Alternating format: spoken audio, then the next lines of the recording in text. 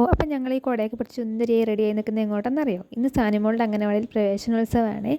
അപ്പോൾ ദാ ഏട്ടൻ്റെ മോനും ഉണ്ട്, പിന്നെ അമ്മയുണ്ട്, സായിക്കുട്ടനും ഉണ്ട് കേട്ടോ. അപ്പോൾ ഞങ്ങളിത് അംഗനവാടിയിലേക്ക് പോവുകയാണ്. സാനിമോളാണെങ്കിൽ ദാ നടക്കാൻ വയ്യ അമ്മയോ കേട്ടോ, ഒക്കത്ത് കയറിയിരിക്കുകയാണ് കേട്ടോ. കുടയും ഇട്ട് ഒരു കളിയുമില്ല എന്ന് പറഞ്ഞ പോലെയാണ് കുടയും പിടിച്ച ആൾ നടക്കുന്നത്. അംഗനവാടി പോവുകയാണെങ്കിൽ കുട വേണം കേട്ടോ ആൾക്ക്. അച്ചുവിൻ്റെ കൈയൊക്കെ പിടിച്ചിട്ട് മുന്നിൽ നടക്കുന്നുണ്ട് ആൾ.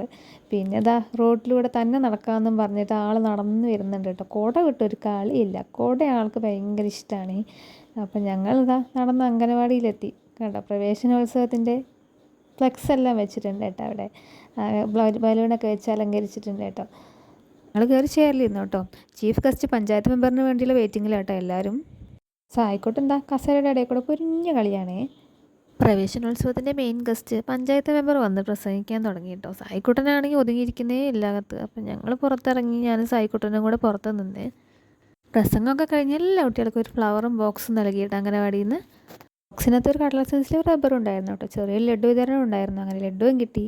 ടീച്ചറും കുട്ടികളും ഫോട്ടോ എടുക്കാൻ നിൽക്കുന്ന സീനാണ് കേട്ടോ ഇത്. എല്ലാവരും കൂടെ ഒരു ഫോട്ടോ എല്ലാം എടുത്തു. പിന്നെ ഇതാ സാനിമോൾ ഹാപ്പിയാണ്. ഞങ്ങൾ വീട്ടിലേക്ക് പോകുന്നു. അപ്പോൾ ഇത്രയേ ഉള്ളൂ. Okay, by.